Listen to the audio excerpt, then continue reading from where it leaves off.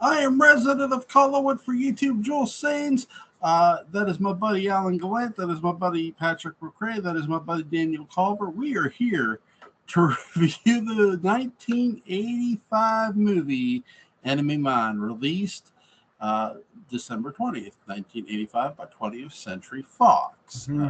So Fox is also did Alien and Aliens. So they were deep into the sci-fi stuff, but this movie can come across very underrated compared to those. And I do think sometimes gets lost in the shuffle with them, but it's a really good movie. Louis Gossett Jr. here as the alien, really good because they're stuck on this planet together. Him and Dennis Quaid, and they're enemies. They don't like each other. They're at war with one another. Their species are. So, what did you guys think of Louis Gossett Jr.'s performance, or Patrick? He's fantastic. I mean, he's really, really, really good. So, I mean, that just says it right there. It is a performance that works on so many different levels. And there are so many places where it could have dipped into being a cliche, but instead it's really one of the most unpredictable, interesting characters in all of science fiction. He could have become the noble warrior savage type. No, that doesn't happen. Or the sanctimonious priest type. No, not really. That doesn't happen either. He has plenty of flaws. And yet, at heart, he's a good person. And at heart, Willis is a good person. And those qualities, end up superseding nationalism and so on. And so it just stays a really vibrant, exciting film. I mean, you're focusing conversation on Lou Gossett, so I'm not going to stray away from that. But I got a lot to say about other elements of the movie too. Alan, what did you think of Louis Gossett's performance? This performance was more deserving of awards than Officer and a Gentleman. Just put it that way. And Officer and a Gentleman was deserving of awards. Yes. Yeah. But this performance is it's one of, if not the best performances put on film. And he had a lot of history, both on the stage earlier in his career, and then, of course, a many decade career on film. I think one of the secrets to him not going over the edge, either becoming too maudlin or too stereotypical or too this or too that, is the fact that he builds the character around what he knows to be true about humanity in terms of what's the best, what's the worst, what's the flaws, what's all of this sort of thing. And it makes the character, of course, relatable, incredibly relatable. It also makes the character, it brings up the question, not only in the audience's mind, but also in Quaid's character's mind, that, wait a minute, this isn't what they taught us in boot camp about Drax, this isn't. So you get those sort of parallels of taking something, both sides have dehumanized the other in terms of what they've, and so each soldier is a reflection of that political dehumanization, and then throw things at each other that are contrary to that. And so I think he's primary in that because the first thing he does is he doesn't kill the guy when he has a chance. Mm. And he tells him so. He basically tells him. Yeah. And of course, also Dennis Quaid's character, same way. He saves his life too. I could have killed. And then they proceed to try to kill each other a couple of times. And I would say there's sense memory going on here with Dennis Quaid, having been stuck at various family events with his brother. Oh God. And yeah, a similarly alien creature. Both of them. I'm sure he has a lot of stories to tell about that. Poor Dennis. Poor Dennis Quaid. I'm sure he does. Daniel, what did you think of Louis Gossett Jr.'s character? Well, I agree with Patrick and Alan. You know, he was pretty cool. You know, and I liked the whole thing about like him asexually reproducing. You know how that goes. It was kind of hinted at the beginning because you know Will mentions that they don't have male or female. You know, so I kind of figured that, but it kind of reminds me of Piccolo from the Dragon Ball franchise. You know. Yeah. It reminded me of Star Trek fans because that's largely how they reproduce. They just do this to one another, right? And they just come closer and closer. Touch. Asexual reproduction explains a lot.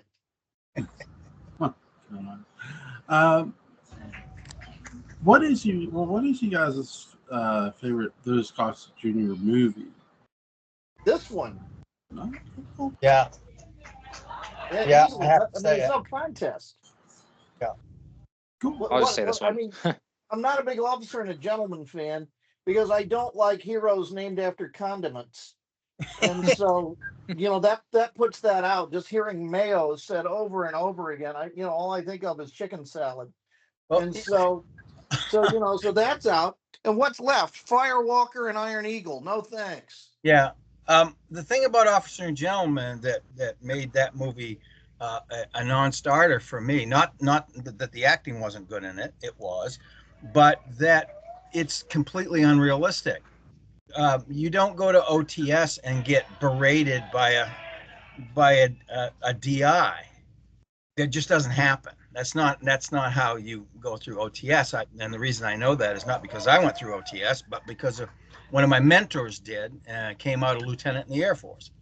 So they don't do that to you. They put you under different kinds of pressure, decision-making pressure, and all that sort of thing. They don't make you, drop and give me 50. That's not what they do. Cool. It made for great drama. It was great, made for great drama, but it simply isn't true. Yeah. What did you guys think of Dennis Quaid's character in this movie, Patrick? Well, he's relatable. He's fun. He does not. He never gets too sanctimonious about anything. Of course, neither does Jerry. It's a very modulated performance. Also, it's not too macho. It's not too intellectual. He's a superbly balanced character.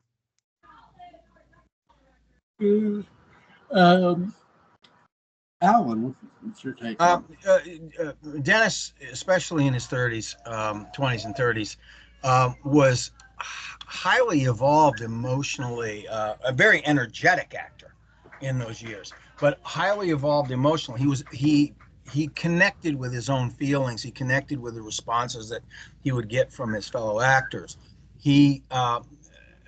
So what you got was, even though it was big and energetic, a lot of times it was genuine. It didn't like drop off, and you never went. It wasn't like the famous Point Break moment where what's his name goes no, and you don't believe a word of it. It's only one word, so it's not that hard to believe one word. But the emotional impact of it wasn't there. Later, the name of the actress is leaving me now, of course, but he's in all the John Wick movies anyway. Keanu? Yeah, Keanu. And early in his career, he was kind of a wooden head for a while, until he found his niche. But whenever Dennis Quaid gets to that point, that no point, you believe it. He's not reaching. He's not reaching beyond what his kin, so to speak. Yeah. Point Break's just it's a movie I never liked. Point Break, yeah, it's kind of seen it. Yeah. Yeah. It's got a lot of good action in it. I'm gonna give it that. Yeah. Skydiving and such, and surfing, and all sorts of stuff like that. They live on the Not rack. not even sure I've heard of it. Yeah, it's Keanu Reeves and Patrick Swayze. Patrick Swayze. Yeah. Oh Lord. Okay. Daniel, what did you think of Dennis Quaid's performance here? I think he did a really good job, and I really like this character too. Like, he actually develops, like he starts to see, like, the humans are doing bad stuff, and he ends up raising Zamus, and I thought that was pretty cool. He actually, like I said, he actually developed as a character. Yeah, he did. What's you guys' favorite Dennis Quaid movie? Oh, The Right Stuff. I'll just go with this. I don't know. Yeah, I mean, The Right Stuff. That's certainly, I don't know, it's my favorite Dennis Quaid movie, because I'm not sure that's a Dennis Quaid movie, but I guess Favorite that movie would be with Dennis Quaid in it, maybe. Yeah. But it certainly is the best movie Dennis Quaid was ever in. Yes. Yeah. It is. It is. Though not a Dennis Quaid movie, so I'll disqualify myself. His performance, and it's very, very accurate, from the way he dressed to the sunglasses he wore as Doc Holliday in Wyatt Earp. Really, really well done. Yeah, he had the misfortune of being cast as Doc Holliday on and around the same time as Val Kilmer was cast as Doc Holliday. Yeah. It kind of dissipated it for him, but he was very good. Yeah. I do love that movie where he plays another real life character. He plays a real life Major League Baseball pitcher for the Tampa Bay Devil Rays. Yep. But with this movie, he, again, he's at war with Drax's people, and they're at war with him. There's an argument who did what first. I think it's weird because their chemistry is so good, and I think this movie comes out 2 years before Jaws 3, which they're both in too. I just know Patrick would get a kick out of that. Jaws 3D came out, I think, in 1980. Came out right around the same time. I don't know. Was that 1983? Because Jaws: The Revenge was 1987. Yeah, you're right. 83. 2 years before this, they did Jaws: The Revenge together. So yeah, my bad. But they're either way. They're in that movie too. But their chemistry here is better in this movie. Gee, I wonder why. Yeah, really. Those latter day Jaws movies were about cashing paychecks quickly as soon as they were received. Any movie with the word Jaws in it, other than just Jaws, where Jaws is followed by anything else, is not very good, senor. Even Jaws 2 should have had a question mark after it. Jaws 2? Oh yeah. You know what that's funny is, in a way that's kind of referencing Back to the Future. Well, one of them, like, it says like Jaws 25 or something like that. Yes, it does. I really like the special effects, the costume makeup they use here, the prosthetic makeup. Good job, physical makeup. I really love the fire effect you get at the beginning of this, where Dennis Quaid's character lights the water on fire. Very, very cool. But the atmosphere is the planet itself. That's a hell of a set. It is. Big soundstage set. Yeah, it's pretty incredible. And they show it off too. The whole thing about this movie is it's all practical effects. Yeah. Even the space scenes are matte paintings and models and the sort of stuff that you saw in the first Star Wars movie. And it has a very specifically European look to it, which has no interest in realism at all. It's a world of its own. Yeah, it's very Barbarella in its own sense, but it's consistent. Yes, the visual language is consistent, and because it's consistent, that's what makes it work. If this were a fusion of an American aesthetic and a European aesthetic, it'd look like hell. But like Flash Gordon and like Barbarella, it's a very, very, very consistent, specifically European, heightened and lovable chintz. And because of that, it's kind of beautiful. Yeah, it allows you to suspend your disbelief because it is consistent. It never jars you out. It's everything about it is like you say. It's some of the practical effects are of an earlier time. Like the landscape and the cave and it some makes of that. No apologies. No, doesn't have to. Doesn't have to at all. And it works for this movie too. That's why the soundstage is a beautiful but brutal set design. They make it look brutal. They did not have to, like, really. People who want to use CGI should go look at this film and see why you shouldn't, because this doesn't. When you don't need to, yeah. Right. Yeah, when you don't need to. It's a very warm story.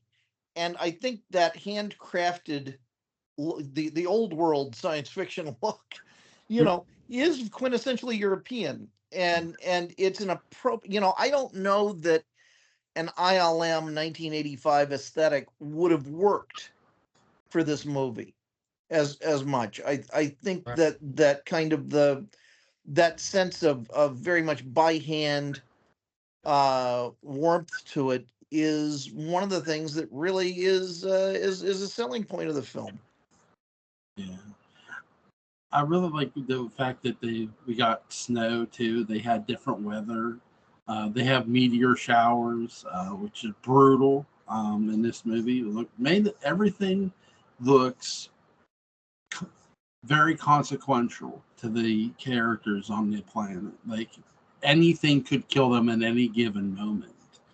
And it's a very scary planet.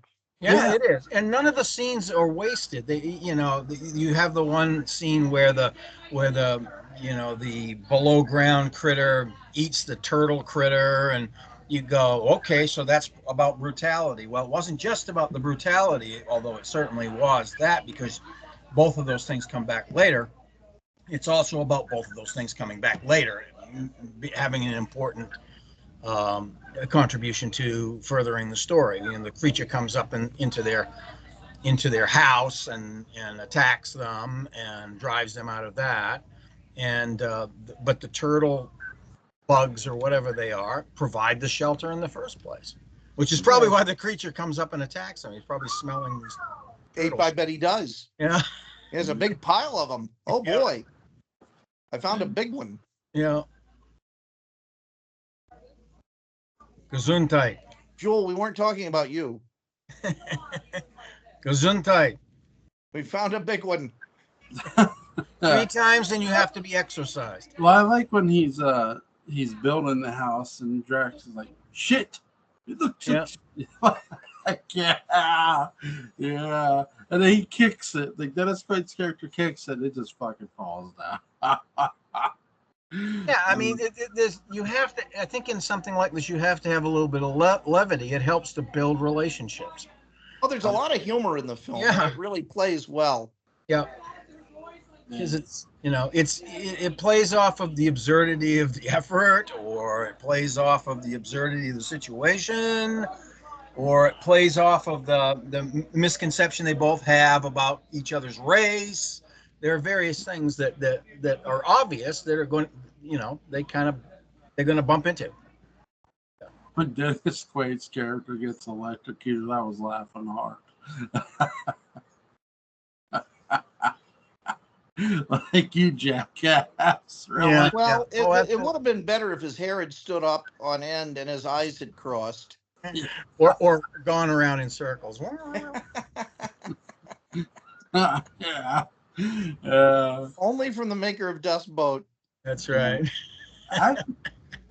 But it's just I will say it's an interesting movie to compare and contrast to Dust Boat in its view of you use the term dehumanization, dehumanization and rehumanization right. of soldiers. Yes. There's also a sense of entrapment in both movies too. So I think that's a catalyst. When you're trapped together, that's going to be a catalyst. I think that's a wonderful sort of potential for conflict and resolution and all of those things. Yeah, and there's a point made by one of the characters, I forget which one, that you really think they're going to come rescue us? They're in the middle of a war. Yeah. And they even say later to Dennis Quaid's character, we thought you died. Oh, yeah, because he was gone for 2 years. Yeah. 3. Yeah. Three. Right. What? Oh, it's so hard. This one's hard to ask. What's your favorite scene? Oh, God. I like the football scene. It's fun. Yeah, I like the football scene. I don't know if it's my favorite scene in the movie, because I also like the hey, wait a minute, we have Jesus too. Yeah, that scene I like. Yeah, I like that whole scene when they're up on the hill and he decides to teach him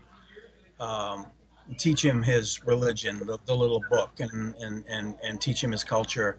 And then he says, no, it's best to be sung. And he just sits there and just takes it all in. I think that's a fantastic scene. I like Quaid's resolution of the scene where they're going at it in the shelter. They're fighting in the shelter where it breaks out again. And then, he just stops. He says, we're going crazy. Yeah. And all is forgiven. They both immediately get it. Yeah. Yeah. Daniel, what's your favorite scene, man? I'm gonna go that scene where Will sees the humans and he sees the ship and then he sees, he looks through the with the binoculars, he sees the humans, because how we start to realize, the humans aren't exactly innocent, No, they've enslaved the Drax. Yeah. Yep, and that's kind of the scene where we see that, Yeah. Man, there's so many scenes in here that are good. I like I'm sorry, Jewel, you go. No, go ahead. I also like Dennis Quaid's just primal revulsion at finding the Drax skull and realizing what went on. That's very powerful. Yeah, it is. Oh, I agree. Yeah. I really like first of all, the survival elements of this movie. It's really underrated. And especially when you're looking at other science fiction movies that have horror prosthetics in it, because those should have survival elements. This isn't a horror movie, and yet it manages to have good, honest survival elements. And I really love how Dennis Quaid's character really makes a bow. He almost looks like a goddamn caveman. And sure. I love he is. I saw that scene where he's really like running around with the long hair and the beard, and he's in a panic because he's seen humans and all of that. Yeah. I thought of the movie. He would have been great in Caveman just a few years before. A Quest for Fire. Yeah. He does a really great job, because when Louis Gossett Jr. character dies and he has to raise that kid, and he gave his word, he's doing everything to protect the kid, and he goes back for him too. He spent all this time learning this creature's religion. He became his friend. I think when one of the, you talk about the funny scenes when he says, "Don't insult Mickey Mouse."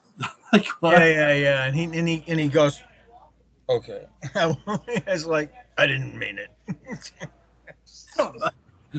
I also like, it's a very Roddenberryan touch with how he deals with Zamis getting close to being repelled by his body and by the fact that he's not this person that he looks at all the time. Right.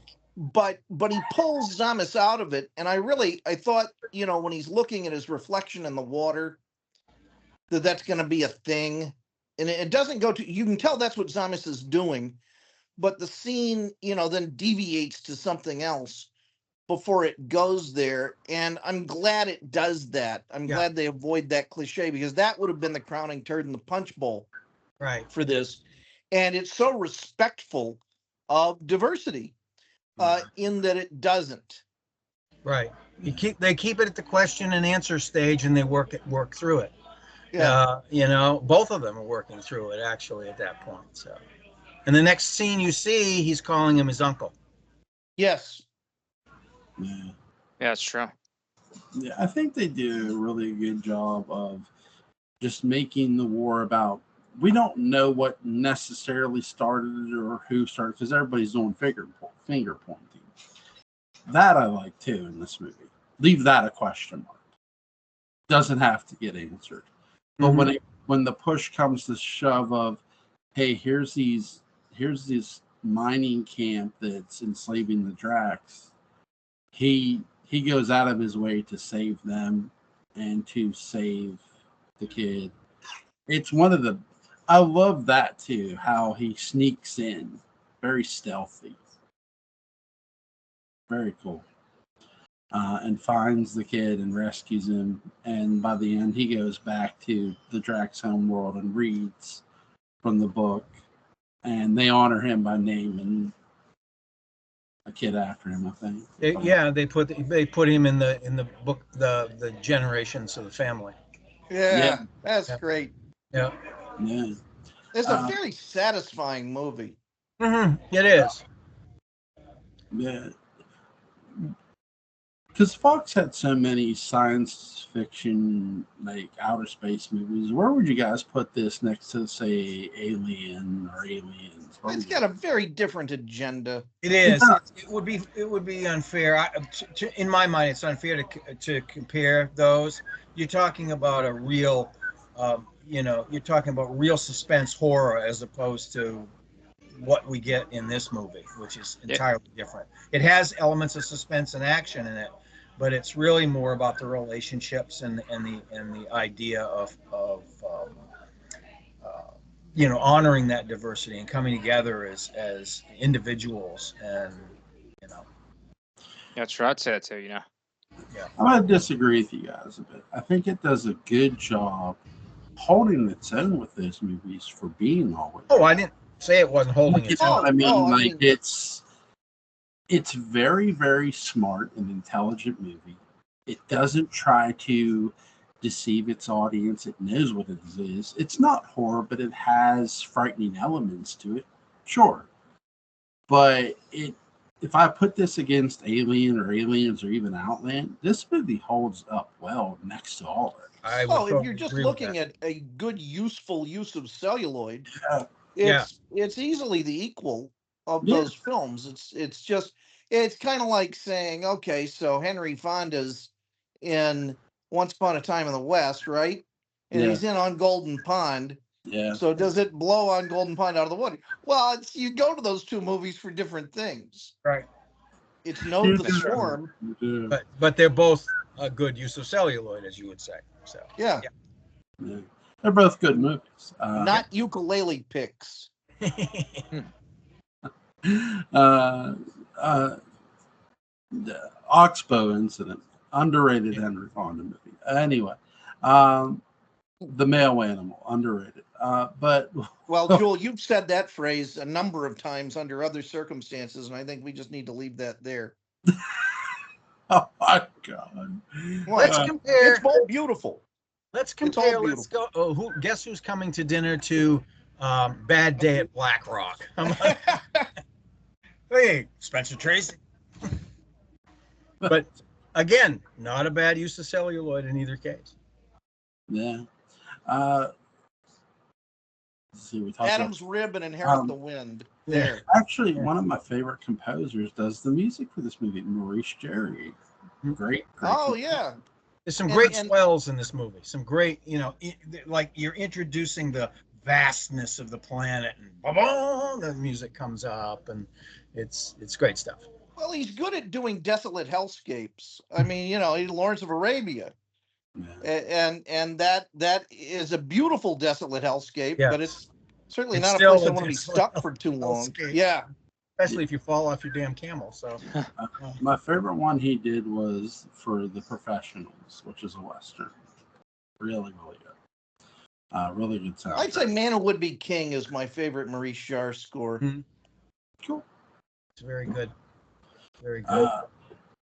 Scale 1 to 10. What do you guys give this movie? Oh, it's a 10. It's a dime. Yeah, it's a total dime. I'd say 8 out of 10. 10 across. 10s across the board. Anything you guys want to add about the movie before we get? Well, I have a suggestion for what to talk about after Brain Scan. Sure. I'd like to talk about Man Who Would Be King. Okay. Since it came up. Yeah. And have you ever seen that movie, Joel? Oh. No, I've never. Oh boy. Yeah. Oh, it's a hell of a movie. Yeah. It's been about 10 years since I've seen it, but I'd be definitely. Oh, it holds up. It's so does. good. It's so good, Joel. You're gonna love it. Christopher Plummer is so good. Connery and Kane and Michael Caine's wife.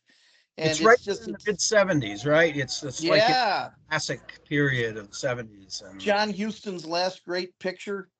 Originally supposed to star Cary Grant and Clark Gable.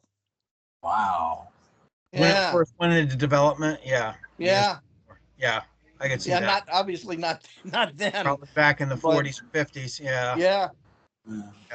Well, there's a movie, I forget what it is, where who is it I'm thinking about? The actor from Bad Day at Bad Rock, Bad Rocker is Spencer Jackson. Yeah, he goes on he's in a war movie where he hunts down, tribes that tried to kill his or tried to hunt him down, which they never made a follow up to the movie, and they were supposed to, and they never did. Tracy was too busy. This was right after Inherit the Wind, making the film never got released. It was a George Cukor picture called The Thrust of Truth, about the creation of the Chippendales dancers. And Spencer Tracy was the first of the Chippendales dancers. Well, for when he did Jesse's Coming to Dinner, he agreed to do the film for free because he was really scared. Well, I heard he had quite a package, but yeah, he was in bad health. Yeah, that might have been from the liquor store rather than it was 80 proof. Yeah. He was in bad put down that drink. Oh my God. Spencer, come to bed. So if you guys want to watch Enemy Mine, I'll leave a link in the description box. Really, really fun movie. Definitely. Yeah, it's really good. Highly recommend. Links to Alan Glant's YouTube channel, Colin Sport After Dark, is going to be in the description box. Link to Patrick McRae's Dark Shadows Daybook Unbound is going to be in the description box. Go pick it up if you haven't already. And links to Daniel Culver's YouTube channel, Killenberg, is going to be in the description box. So give him a sub. Gentlemen, I'll see you tomorrow night for Brain Scan. Okay, all right, I'll look forward to it. Take care, Joel. Take care, guys. Bye.